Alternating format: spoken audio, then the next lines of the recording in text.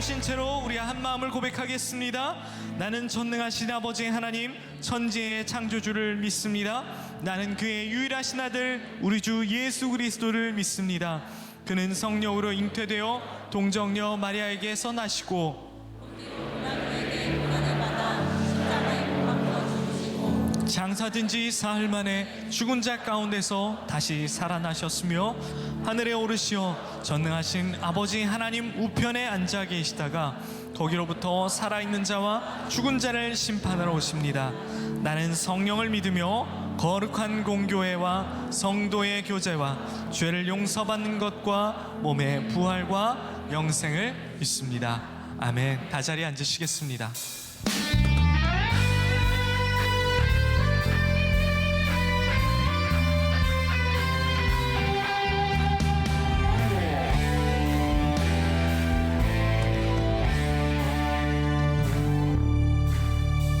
이제 우리 이곳을 넘어 복음의 빛을 비추리라.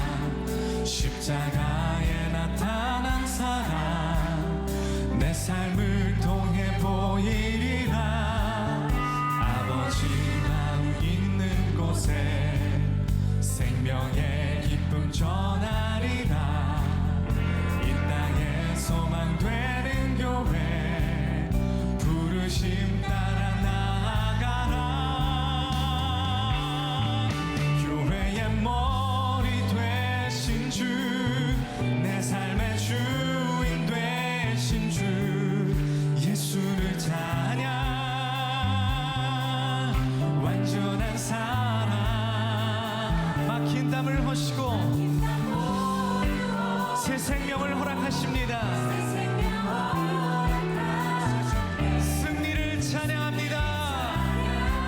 열방의 소망 예수를 높이리. 할렐루야.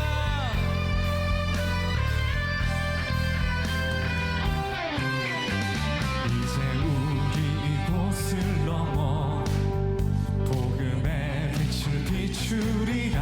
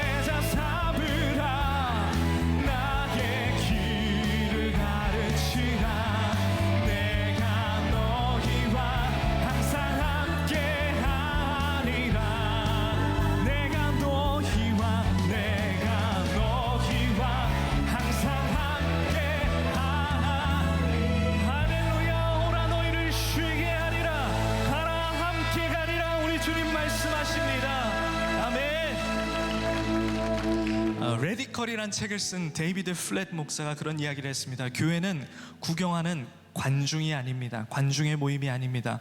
우리는 제자 삼는 자들의 모임입니다. 여러분, 우리는 구경꾼이 아닙니다. 그런데 한몸 기도 편지에서 이런 이야기를 해요. 구경꾼이나 방관자가 많은 교회는 위기를 만나게 된다. 위기와 침체를 경험하는 교회가 나 때문이 아니라 내가 주님의 말씀으로 정말 훈련된 제자가 되어 성령의 능력으로 지역과 세상을 섬기고자 하는가, 우리 존재의 목적을 기억하고 있는가, 우리 생각하시면서 함께 찬양하기를 원합니다.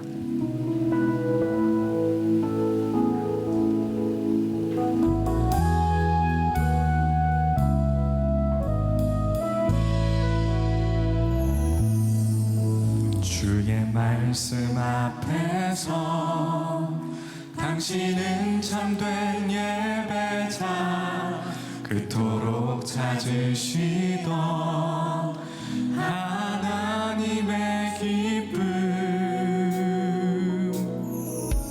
이 세상을 향한 거룩한 생명빛 되어 이 세상을 위한 구원의 소망 되어 영원한 하나님의 나라 함께 세워가리.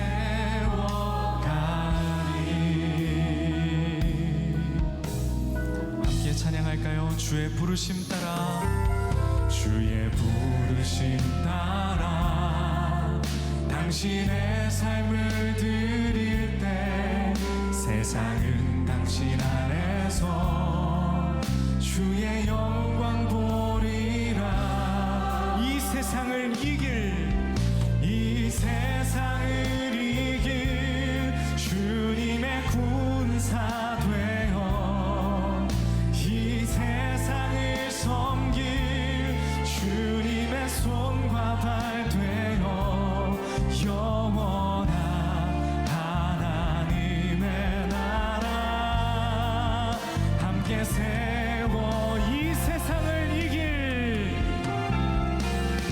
이 세상을 주님의 군사 되어 이 세상을 섬길, 이 세상을 주님의 손과 발 되어 손과 발 되어 영원한 하나님의 나라 함께 세워가리. 우리 함께 오른손을 들고 내가 원하는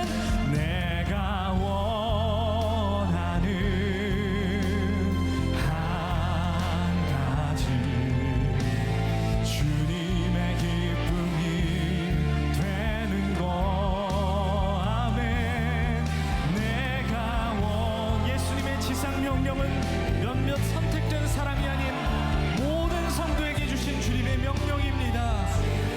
기쁨이, 우리 가사를 묵상하시면서 더 높은 목소리로 내가 원하는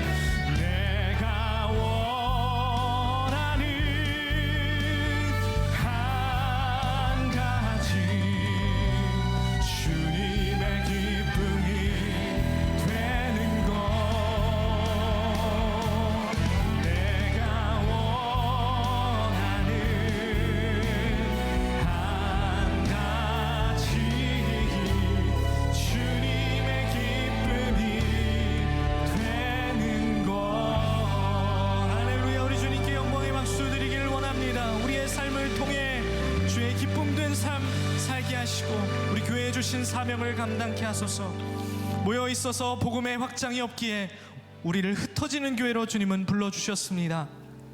이 모든 사역을 열고 닫으시는 자가 하나님이심을 고백합니다. 우리의 지혜로 하게 하지 마시옵고 주님만 의지하여 주의 나라를 확장하는 영원한 주의 백성 되도록 인도하여 주시옵소서. 모여서 악취를 풍기는 그리스도인이 아니라 교회의 본분을 기억하며 흩어져 썩어지는 그리스도인 되게 하여 주옵소서. 우리가 꿈꾸는 교회를 다시 세우기를 원합니다. 다시 주님의 명령과 사명을 따라 우리가 가기를 원하오니 주님 우리에게 말씀하여 주시고 그 말씀대로 우리 삶에 이루어지는 귀한 역사 있도록 인도하여 주시옵소서. 교회의 머리 되시고 생명의 근원이 되신 예수 그리스도의 이름으로 기도합니다. 아멘.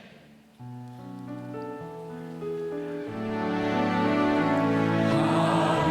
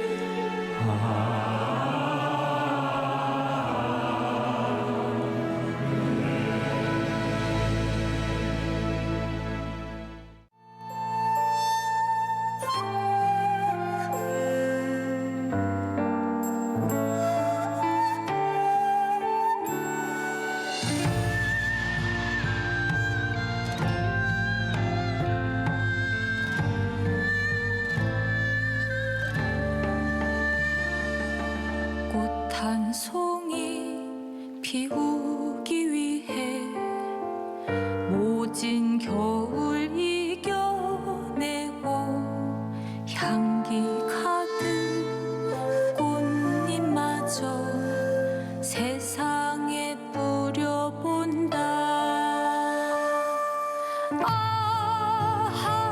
하나님의 아들 하늘 보좌 버리고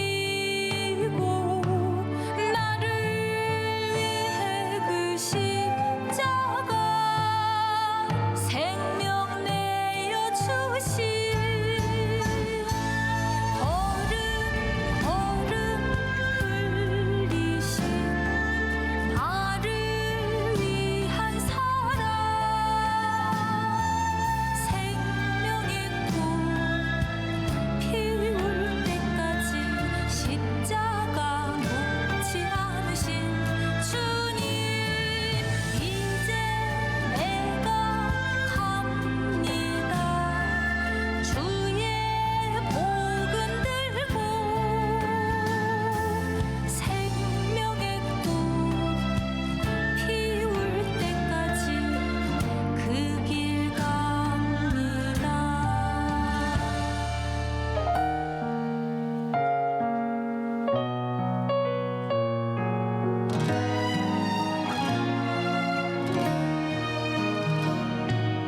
꽃 한 송이 피우기 위해 모진 겨울 이겨내고 향기 가득 꽃잎마저 세상에 뿌려본다. 하나님의 아들 하늘 보좌 버리고 나를 위해 그 십자가 생명 내어 주신 걸음 걸음 흘리신 나를 위한 사랑 생명의 꽃 피울 때까지 십자가 놓지 않으신 주님 이제 내가 갑니다. 주의 복음 들고 생명의 꽃 피울 때까지 그 길 갑니다. 이제 내가 갑니다. 주의 복음 들고 생명의 꽃 피울 때까지 그 길 갑니다. 그 길 갑니다.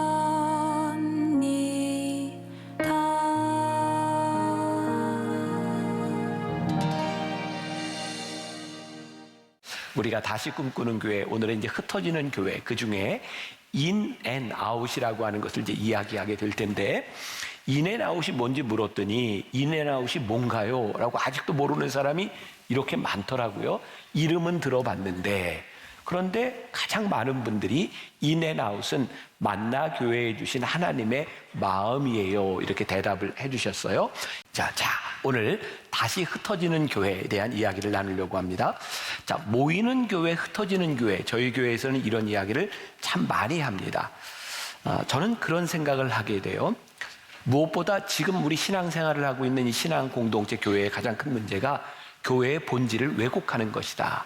그런데 교회의 본질의 왜곡이 너무 교회 중심적인 생각을 가지게 될 때 교회의 본질을 왜곡하게 된다는 생각을 하거든요. 자, 여러분들에게 이제 묻는다면 대답을 안 하셔도 될 것 같지만, 교회의 목적은 모이는 것인가, 흩어지는 것인가? 자, 우리들이 분명히 모이는 것이 교회라는 것을 알고 있어요. 왜냐하면 교회라는 말, 에클레시아라고 하는 말 자체가 믿음을 고백하는 회중들의 모임이라는 뜻을 가지고 있으니까요. 그러나 모이는 것이 분명히 교회이기는 하지만 모이는 것이 교회의 목적은 아니에요. 자, 성경에 마태, 마가, 누가, 요한복음 사복음서라고 이야기를 하죠. 여기는 예수님의 공생에 예수님이 하셨던 일들이 나와 있어요. 이 사복음서가 동일하게 어떤 시점이 되면 예수님의 사역의 분기점이 딱 나눠집니다. 예수님의 초창기 사역은 가난한 자를 돌보고 병든 자를 살리시고 줄인 자를 먹이시는 우리들에게 필요한 일들을 하셨어요. 성경에 보면 예수님을 따르는 허다한 무리, 군중들이 예수님을 따랐다. 많은 사람들이 예수님을 따라갔어요. 그런데 어떤 분기점이 오냐면 예수님이 제자들에게 사람들이 나를 누구라 하느냐, 그리고 너희는 나를 누구라 하느냐 그랬더니 어떤 대답을 했죠? 베드로가 주는 그리스도시요 살아계신 하나님의 아들입니다. 그랬더니 예수님께서 내 고백 위에 내가 교회를 세우리라. 예수님을 주로 고백했어요. 그리고 그때부터 예수님이 제자들에게 제자의 도에 대해서 말씀하시기 시작했어요. 제자는 어떤 것이다? 뭐라고 말씀하셨냐면 너희들이 나를 따라오려거든 자기를 부인하고 자기 십자가를 지고 나를 따를 것이니라. 근데 신기한 일이 벌어지죠. 예수님을 따르겠다고 말했던 허다한 무리와 군중들이 예수님을 따르는 길이 무엇이라고 말씀하시기 시작하면서 예수님을 떠나가요.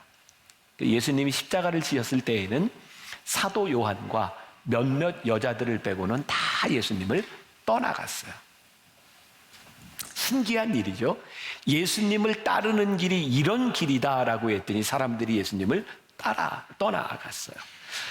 교회에 사람들이 모이는 이유, 많은 사람들이 모이는 이유가 진짜 예수님을 따르기 위해서 모이는가 아니면 우리들의 필요를 채우기 위해서 모이는가, 이 본질적인 물음을 우리들이 던져야 되는 거죠. 교회의 목적은 우리들이 모여서 예배 드리는 데 있는 것이 아니라 예배를 드리는 사람들이 무엇을 하느냐에 있는 것이에요. 제가 제일 즐겨하던 운동 중에 하나가 테니스예요. 제가 한 20년 정도 테니스를 쳤거든요. 제가 유학을 마치고 한국에 와서 요 앞에 동부코롱 테니스 코트에서 꽤 이제 테니스를 쳤어요. 교인들도 있고 동네 사람들도 있고 이렇게 테니스를 치면 사람들이 이제 제가 목사라고 저한테 허드렛 일을 잘 안 시키고 사람들이 일찍 나와서 예를 들면 아시죠? 이게 통에다 횟가루를 넣고 이렇게 줄을 이렇게 라인을 긋는 거 하잖아요. 사람들이 늘 그렇게 하니까 저도 어느 날 내가 먼저 나와서 좀 봉사를 해야 되겠다. 그래서 제가 먼저 나와서 횟가루를 넣고 줄을 그으려고 쫙 긋는데 긋다가 보면 줄이 삐뚤어져요. 이게 아닌데? 막 또 이렇게 지우고 안 돼요. 근데 어떤 분이 저한테 그러는 거예요. 목사님, 줄을 똑바로 그으려면 그렇게 밑을 보고 하면 안 되고요. 저 앞에 방향을 정해놓고 그대로 가세요. 그래서 해봤더니 돼요. 기적같이. 이야. 그때 제가 깨달은 게 있어요.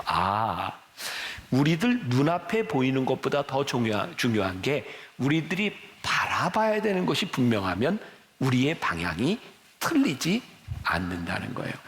우리는 지금 어떤 것을 바라보려고 하고 있어요? 우리들이 교회에 대한 이야기, 다시 꿈꾸는 교회를 이야기하면서 우리는 초대교회를 바라보고 있어요.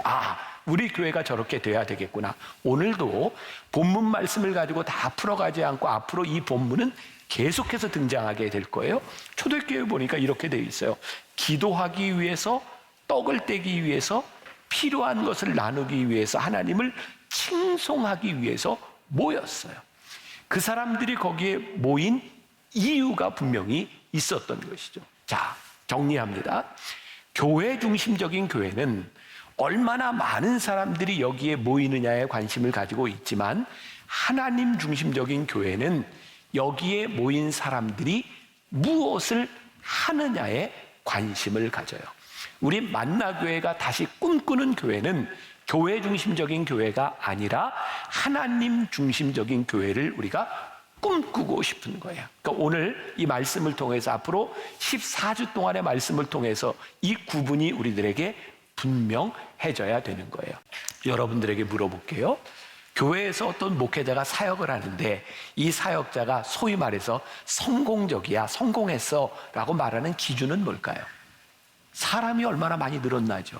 그러니까 저도 청년 사역을 하는데 청년부가 막 활성화돼서 가는데 문제는 청년들이 거기에 가서 매주일 봉사를 하려고 하면 새벽 일찍 가서 거기에서 예배를 드리고 봉사를 하고 와야 밤늦게 되는 거예요. 저에게 고민은 뭐였냐면 제가 만나교회 청년부 목사로서 이 교회에서 인정을 받기 위해서는 얼마나 부응해야 되는 것이었는데 그 청년부 수십 명을 매일 아침마다 거기로 보낸다는 게 쉽지 않았어요. 고민이 됐어요. 그런데 하나님께서 저에게 쉽게 답을 주셨어요. 어떤 답이었냐면 너는 네가 하는 일을 사람들에게 인정받기를 원하니 아니면 하나님께 인정받기를 원하니 라는 거였어요. 내가 사람에게 인정받으려고 하니까 하나님이 기뻐하시는 일을 할 수가 없는 거예요. 그런데 하나님이 기뻐하시는 일을 하는데 사람들의 인정을 받지 못할 수도 있다는 것이었어요. 그때 제가 그 시기를 지나고 만나교회 담임 목사가 되고 제가 꿈꾸어왔던 그런 교회에 대한 모습이 뭐였냐면 우리들이 사람들에게 인정받는 교회가 아니라 하나님이 기뻐하시는 일을 하는 그런 교회가 되었으면 좋겠다. 지난주에도 제가 여러분들에게 그런 얘기를 했어요.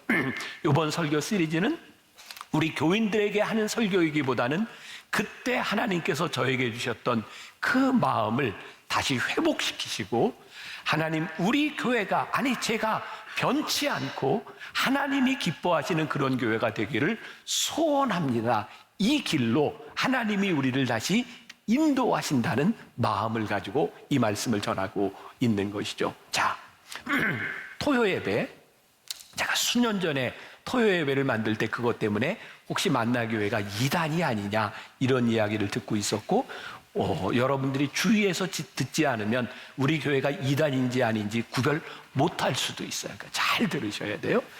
근데 제가 그 토요 예배를 시작하게 된 이유 가운데 하나가 교회는 건물이 아니고 우리 교회가 어떻게 좀 교회로서의 역할을 감당할까 생각하다 보니까 그 코로나 전에 막 만나교회 막 부흥했고 그리고 사람들은 늘어나는데 또 교회를 또 예배를 하나 더 늘리고 또 만일 이 만나교회에 다른 공간이 필요하다고 하면 이 천문학적인 숫자의 돈들, 헌금들이 다 그렇게 흘러가야 되는 거예요. 제 생각엔 하나님이 그거 기뻐하실 것 같지 않았어요. 우리가 흩어져야 되겠다. 그래서 토요일 날 예배를 드리고 사실은 토요 예배를 드리지 않고 주일날 교인들한테 우리가 인앤아웃이라고 하는 100개 정도 교회의 리스트를 교인들에게 다 나눠주고 주일날 좀 어려운 교회 가서 여러분들이 예배도 드리고 거기서 사역도 하고 했으면 좋겠습니다. 그런데 우리들의 전통적인 생각에 어떻게 본교회에서 예배를 드리지 않아요? 그런 분들이 있어서 토요일날 이제 예배를 드리고 주일은 흩어지는 일을 하자. 어제도 토요 예배를 드리고 많은 분들이 지금 다른 교회에서 예배를 드리고 있어요. 그런데 그게 잘 되지 않는 거예요. 10시 예배 때는 이미 이제 저 로비에까지 사람들이 앉아야 되는 상황이고 12시 예배도 거의 이렇게 이제 다 차가고 있어요. 제가 하나님 앞에서 그런 생각을 하는 거예요. 하나님, 우리가 이렇게 사람이 늘어나는 것을 기뻐하고 그래서 또 예배를 늘리고 또 다른 자원이 투자되는 것보다 하나님께서 우리들에게 허락하신 이 예배 안에서 우리가 감사하게 이 예배를 통해서 우리가 할 수 있는 일을 정직하게 바라보게 하여 주옵소서. 이건 저한테 하는 이야기이기도 해요. 하나님이 더 이상 욕심을 부리는 목회자가 되지 않게 해주세요. 그래서 토요 예배에 여러분들이 나와서 함께 예배를 드릴 뿐만 아니라 그 예배를 드리고 주일에는 여러분들의 가정과 여러분들이 필요한 사역을 위해서 흩어지는 사람이 됐으면 좋겠는데 이게 여러분들에게 너무 무리가 될 수도 있고 모두에게 해당되는 일은 아니니까 1년만 내가 한번 헌신해보자. 1년 동안 나는 토요 예배에서 예배를 섬기고 찬양대도 하고 그리고 나보다 신앙이 여린 사람들에게 이 자리를 좀 양보할 수 있는 사람들이 되었으면 좋겠다. 그래서 제 성격이 또 한다면 끝까지 하는 사람이잖아요. 그래서 헌신 서약서를 만든 거예요. 그래서 나가다가 여러분들이 지금 목이 메는 건 아니고요. 상태가 안 좋아요. 나가다가 여러분들이 그래, 나도 1년만이라도 내가 토요 예배에 헌신하고 내가 하나님 앞에 귀하게 사역자로 하나님이 기뻐하시는 일을 해야 되겠다라고 하는 마음이 있는 분들이 여기에 참여하면 좋을 것 같아요. 자, 지금 이제 이 말씀을 들으면서 가슴이 두근두근하면 하라는 신호일까요? 말라는 신호일까요? 잘 안 해요. 예, 이게 나갈 때 여러분들이 가지고 이렇게 이제 신청하실 수 있어요. 자, 문제의 본질. 우리들이 교인들에 의하여 평가되거나 우리 교회가 외형적인 어떤 모습들이 아니라 진짜 하나님이 기뻐하시는 하나님 중심적인 일을 우리들이 어떻게 할 수 있을까? 이것을 고민해 보는 거예요. 자, 피터 드래커라고 하는 유명한 경제학자이자 미래학자인 그 드래커가 이런 말을 했어요. 모든 조직이 존재하는 목적은 그 조직 외부의 사람들을 섬기기 위해서라는 것. 조직이 조직 내부의 사람들을 섬기기 위해 존재할 때 그 조직은 사멸한다는 것. 2000년 교회 역사를 통해 보니까 교회가 교회를 위해 존재할 때 교회의 존재가 사라집니다. 교회의 존재는 하나님이 우리를 부르셔서 누구를 위하여 어떻게 쓰임 받느냐에 있는 것이죠. 우리 교회는 어떤 쓰임을 받기를 원하는가? 자, 이제 제가 흩어지는 교회에 대한 이야기를 여러분들과 함께 나누어 보려고 해요. 자, 여러분들이 생각할 때 하나님은 하나님을 믿는 사람들과 또 하나님을 믿지 않는 사람들 중에 누구를 더 사랑하실까요? 제가 보기엔 다 사랑하실 것 같아요. 그런데 이런 물음을 한번 던져볼게요. 하나님은 하나님을 믿는 우리 교회 공동체와 아직 하나님을 믿지 않는 저 세상 사람들 중에 어떤 사람들에게 더 관심이 있으실까요? 저는 하나님을 믿지 않는 사람들에 대하여 더 관심이 있으시다고 생각해요. 예수님께서 이 땅에 오신 이유가 뭐예요? 하나님이 예수님을 왜 보내셨어요? 하나님이 세상을 이처럼 사랑하사. 그런데 예수님 당시에 예수님을 따라다니던 예수님의 제자들도 있었고 또 예수님이 누군지 매력적으로 생각하던 바리새인들과 사두개인들과 그런 종교인 그룹들도 있었어요. 근데 그 사람들이 예수님에 대해 불만을 가지고 있었어요. 어떤 불만인지 아세요? 예수님은 우리와 같은 사람들하고 함께 공동체를 이루셔야지 왜 저 죄인들과 세리들과 창녀들과 그들에게 관심을 가질 뿐만 아니라 왜 그들과 함께 시간을 가지며 그들과 식사를 하시는 겁니까? 예수님을 따르던 무리들이 예수님께서 하시는 사역에 대하여 불만을 가지고 있었어요. 그랬더니 예수님께서 누가복음 4장 18절과 17절에 19절에서 아주 명확하게 예수님의 사명선언문을 이야기하고 계세요. 자, 보세요. 같이 봅니다. 시작. 주의 성령이 내게 임하셨으니 이는 가난한 자에게 복음을 전하게 하시려고 내게 기름을 부으시고 나를 보내사 포로된 자에게 자유를, 눈먼 자에게 다시 보게 함을 전파하며 눌린 자를 자유롭게 하고 주의 은혜를 전파하게 하려 하심이라. 그 이사야서의 말씀을 인용하시면서 예수님께서 이 땅에 오신 이유가 지금 우리가 함께하고 있는 이 공동체를 위해서가 아니라 가난한 자에게 복음을, 눌린 자유를 자유하게, 포로된 자를 자유하게, 눈먼 자를 보게 하기 위하여 하나님께서 나를 보내셨다고 하는 그 사명선언문을 우리 예수님께서 명확하게 얘기하고 계신 거예요. 자, 예수님을 따라다니던 사람들이요, 예수님의 사역에 관심이 있는 것이 아니라 예수님을 따르는 공동체에 관심이 있는 거예요. 오늘날 교회로 비유한다면 뭐예요? 우리가 오늘 여기에 모여서 예배를 드리고 있는데 우리의 관심이 어디에 있어요? 오늘 여기에 모인 우리 공동체에 관심이 있고 예수님께서 이 공동체를 통하여 이루시고자 하는 사역에 관심이 없는 거예요. 여러분, 오늘 우리들이 구별해야 되는 게 뭐냐면 교회 중심적인 교회가 되는 것과 하나님 중심적인 교회가 되는 것이 무엇인지를 구분하는 거예요. 자, 지금 교회가 교회 중심적인 교회가 돼서 무언가를 하고 있다면 교회가 하는 모든 일이 하나님의 일은 아니에요. 어떤 일은 하나님의 일이 될 수도 있지만 교회에서 하는 일이 하나님의 일이 아닐 수도 있어요. 자, 저는 만나교회 담임 목사예요. 세상적으로 이야기하면 교회를 운영하는 사람이에요. 그러니까 제가 교회를 운영하는 입장에서 여러분들에게 여러분 교회 일을 열심히 하세요. 저에게 순종하세요. 그게 신앙생활 잘하는 겁니다. 이렇게 가르치는 게 저에게 훨씬 유리하지 않을까요? 그런데 그게 교회의 본질과 진리가 아니라는 거예요. 하나님 중심적인 교회에서는 교회가 하는 모든 일이 하나님의 일이 될 수 있지만 교회 중심적인 교회에서는 그것이 하나님의 일인지 교회의 일인지 개인의 일인지를 구분할 줄 아는 지혜가 필요한 거예요. 저는 적어도 우리 만나교회의 교인들이 그 정도 수준으로는 올라가야 된다고 생각해요. 오늘 제가 이 강단에서 여러분들에게 여러분 순종하세요. 저는 끝까지 하는 사람입니다. 이거 헌신서약서 쓰세요. 이런 얘기를 할 때 저게 교회 중심적인 틀에서 목사의 이야기를 하는 것인지 그게 하나님이 기뻐하시는 일인지를 우리들이 구별할 수 있어야 되는 거죠. 그러니까 저의 목회에 있어서 가장 큰 위기는 어떤 일일까요?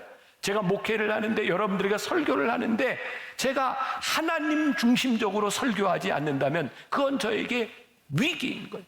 우리들에게 아주 명확한 기준이 있죠. 지금 하고 있는 이 일을 하나님이 기뻐하실 수 있다면 그것은 하나님의 일인 거예요.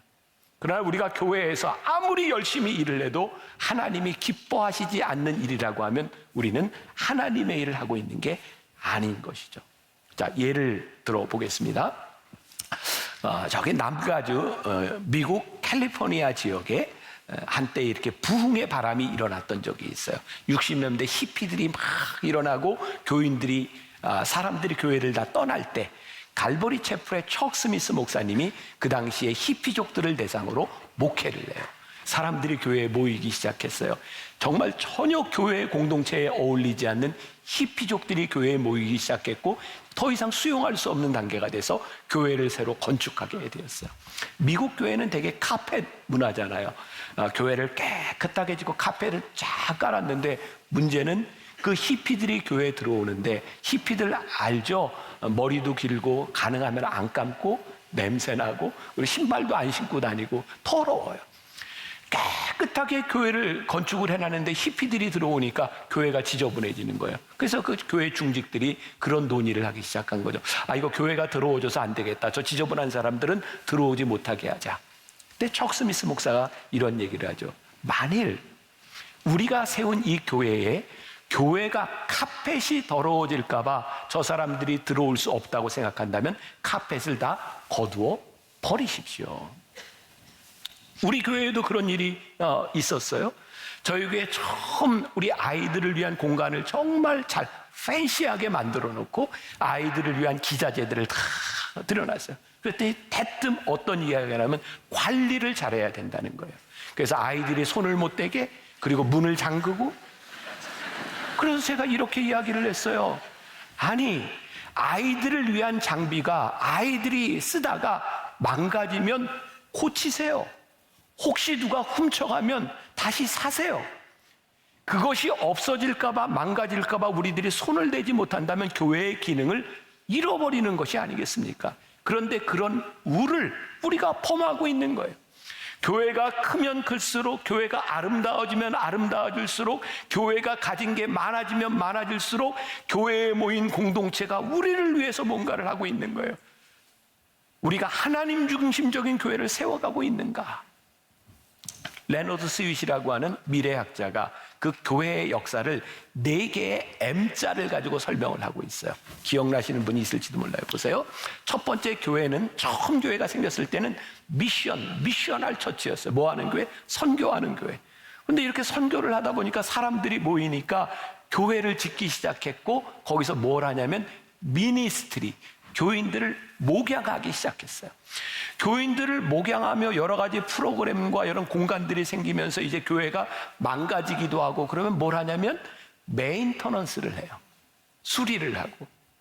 그렇게 하다 보면 교회가 어디로 가냐면 뮤지엄, 박물관이 되는 거예요. 마치 지금에 있는 유럽 교회들처럼 큰 교회를 만들어 놨는데 지금 후손들이 그 교회를 보면서 이야, 옛날에 여기 사람이 꽉 찼대. 우리 교회가 오늘 하나님 앞에 하나님 중심적인 교회가 되지 못하고 선교적인 교회로, 하나님 중심적인 교회로 다시 가지 못하면 우리의 후손들이 어느 날 이 교회 공간에 들어와서 이런 얘기를 할지 몰라. 옛날엔 이 교회에서 꽉 차서 몇 번 예배를 드렸대. 그런 박물관이 될 수도 있는 거예요. 교회가 사명을 감당하지 못하면, 하나님 중심적인 교회가 되지 못하면 이 교회가 존재할 수 없다는 거예요. 자, 이제 만나교회 이야기를 여러분들과 좀 나누어 봅니다. 지난 20년 만나교회는 많은 리모델링을 했어요. 그때 제 안에 제일 큰 갈등이 있었어요. 야, 이렇게 돈을 들여서 리모델링을 하는 게 이게 잘못된 건 아닐까? 이렇게 헌금을 많이 써도 될까? 사실 우리 교회 안에 이 본당에 있는 많은 시설들, 어쩌면 어떤 교회에서는 꿈도 꾸지 못할 그런 시설들을 우리들이 가지고 있어요. 여러분들은 매주 보니까 그렇지 이게 그렇지 않으세요?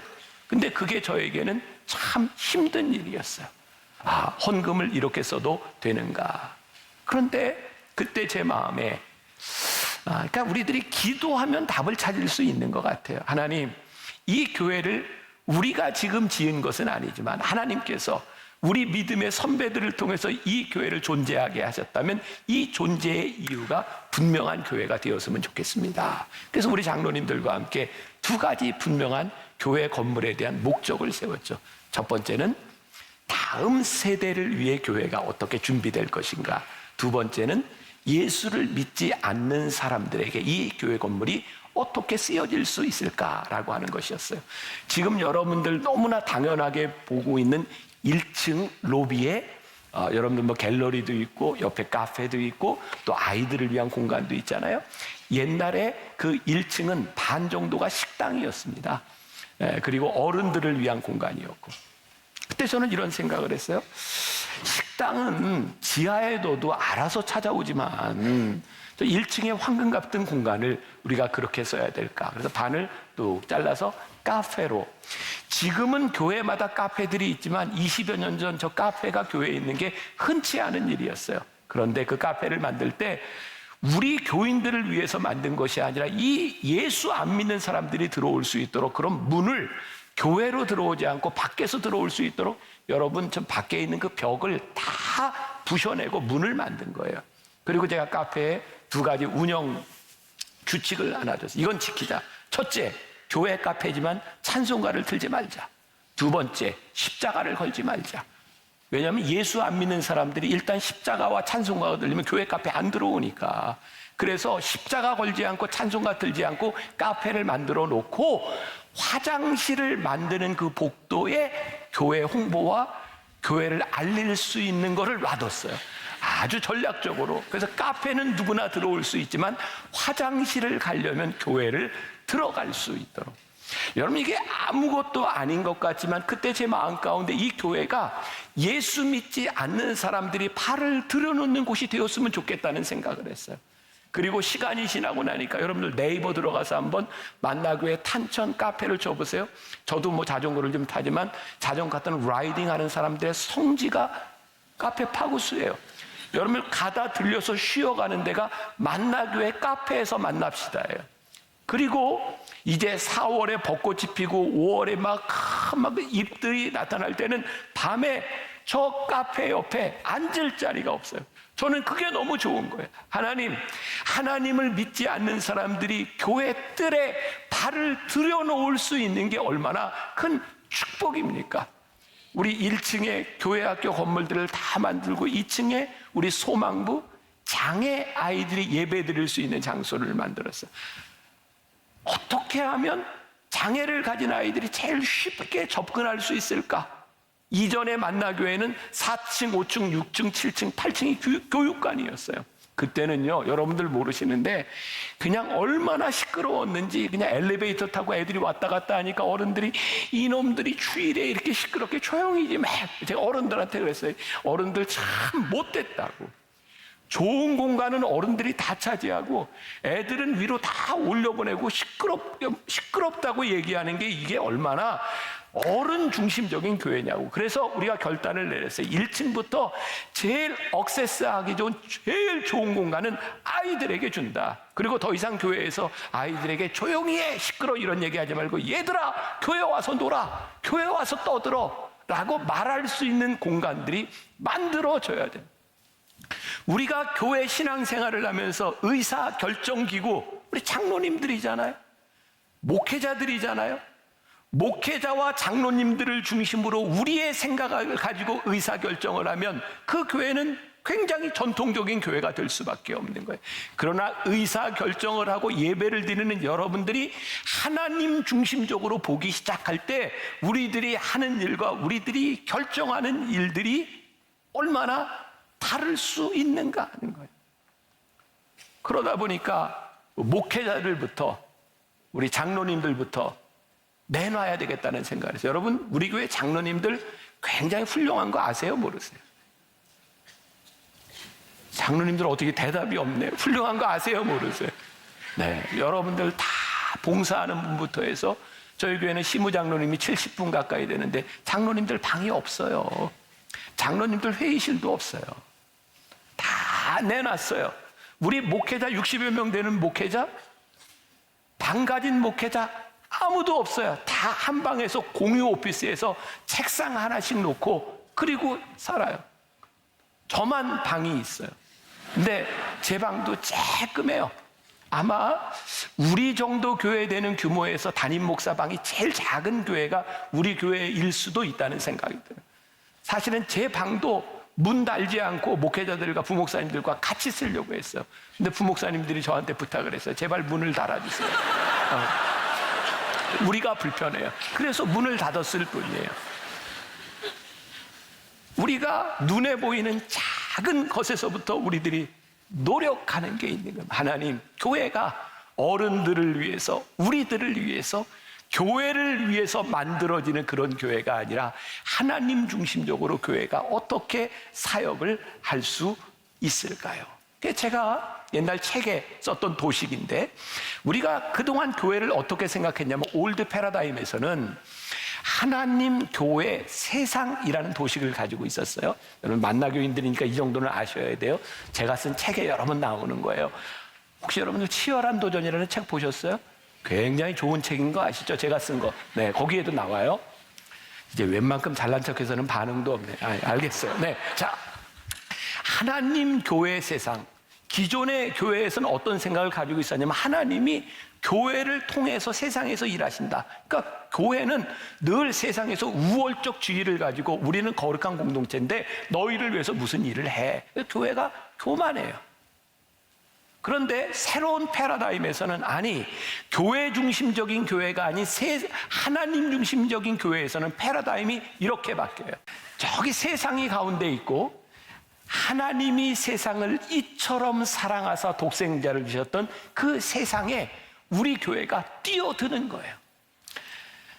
하나님이 교회를 통하여 세상에서 일하시는 것이 아니라 하나님께서 일하시는 이 세상 안에서 교회가 무엇을 할 수 있을 것이냐를 고민하는 거예요. 그래서 우리 교회는 아니, 하나님 중심적인 교회는 무엇을 고민하냐면 이 세상 가운데서 우리들이 어떻게 하나님의 사역을 할 수 있을지를 고민하기 시작하는 거예요.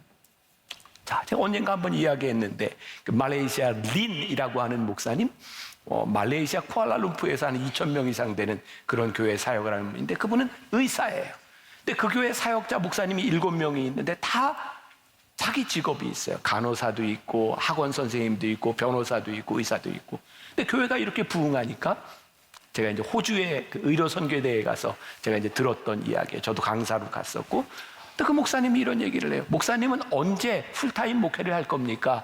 그때 린 목사님이 9 to 5 아침 9시부터 오후 5시까지 나는 매일 병원에서 일하는 그 시간에 하나님 앞에 불림받은 사역자입니다. 이슬람 사람들이 대부분인 이곳에서 나는 병원에서 의사로서 일을 하면서 나는 사역을 하고 있는 겁니다. 그러니까 목회를 하기 위해서 풀타임 사역자로 불리움을 받는 것이 아니라 이분은 세상 안에서 사역자로 살아가고 있는 거예요. 하나님 중심적인 교회의 이 패러다임은 무엇이 중요하냐면 하나님께서 택하신 교회가 세상을 위해서 무엇을 한다고 하는 것이 아니라 하나님께서 이처럼 사랑하신 이 세상 가운데 우리들이 사명자로 뛰어드는 거예요. 옛날에 우리는 교회를 다니면서 그런 얘기를 많이 들었어요. 아유, 이제 예수 믿기 시작하셨군요. 공동체로 잘 들어오셨어요. 이제부터는 믿지 않는 사람들하고 놀지 말고 관계를 끊고 믿는 사람하고 잘 노세요. 그래서 예수를 오래 믿으면 예수 믿지 않는 사람들과의 관계가 다 끊어져요. 그래서 마치 그리스도인들이 외로운 섬처럼 개토화되어 버렸어요. 저는 오늘날 한국교회의 가장 큰 위기 가운데 하나가 뭐냐면 예수를 잘 믿는 평신도들이 이 세상 안에서 사명자로 살지 못하는 거거든요. 내가 예수를 믿고 하나님 중심적인 교회에서 믿음을 가졌기 때문에 내가 일하는 이 세상 한가운데서 하나님이 세상을 이처럼 사랑하셨던 그 안에서 우리들이 믿음의 사람으로 살아내야 되는데 교회가 이것을 잃어버린 거예요. 교회가 힘을 잃어버린 거예요. 그래서 우리들이 회복해야 되는 게 뭐예요? 교회 중심적인 교회에서 하나님 중심적인 교회로서의 틀을 우리들이 가져 나가야 되는 거죠. 미국의 퀸스 장로교회 어떤 목사님이 썼던 글인데요. 세상에서 가장 짧은 주례사라는 글을 썼어요. 저는 어제도 지난주에도 이제 결혼 주례를 했는데 제가 결혼 주례를 하고 나면 그런 얘기를 들어요. 목사님 주례가 너무 좋아요. 은혜스러웠어요. 우리 믿지 않는 친척들도 와서요. 너무 좋다 그래요. 근데 마지막 말이 참 짧으세요. 그래서 제가 막 좋았다. 이게 짧은 게 제일 잘하는 거구나. 짧은 주례사 동의하세요? 네. 근데 세상에서 제일 짧은 주례사를 누가 했냐면 이분의 글에 의하면 김구 선생님이 아는 지인의 아들 결혼식에서 딱 한마디를 했대요. 너를 보니 내 아버지가 생각난다. 잘 살아라.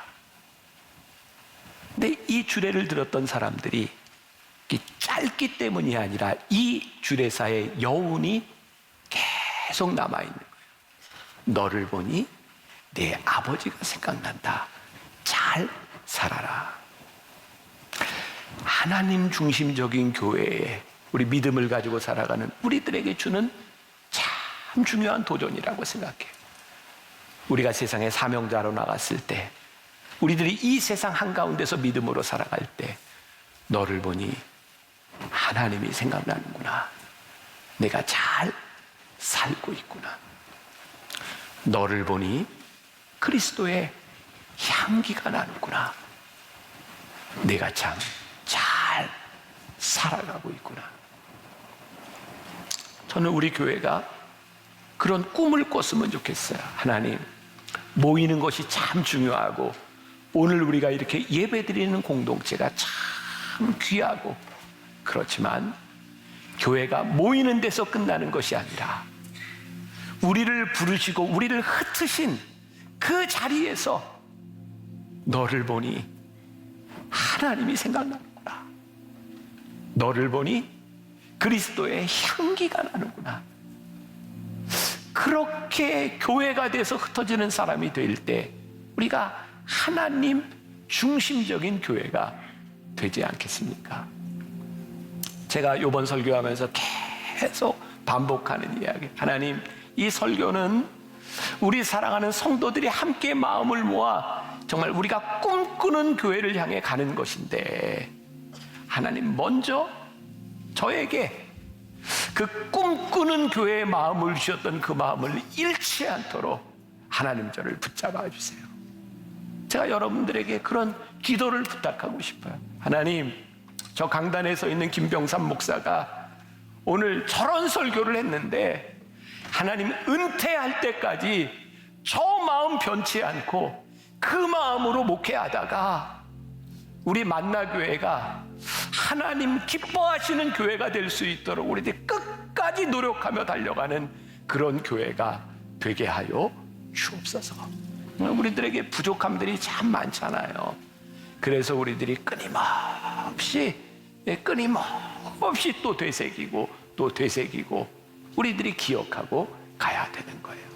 다시 우리가 꿈꾸는 교회, 흩어지는 교회. 여러분들에게 제가 1년만 요청해요. 토요 예배 좀 헌신하고 주일에는 그냥 좀 섬기고 좋은 말로 할 때 나가실 때 좀 이렇게 가지고 나가시면서, 그리고 1년 지나면 또 다른 분들이 또 헌신할 테니까 1년 동안 여러분들이 잘 헌신하시고 이제 부활절 이후부터 우리 토요 예배가 이제 완전히 재편되고 바뀌어지게 될 거예요. 함께 참여하시고 정말 하나님 기뻐하시는 여러분들 한 사람 한 사람 되시기를 주님의 이름으로 간절히 축원합니다.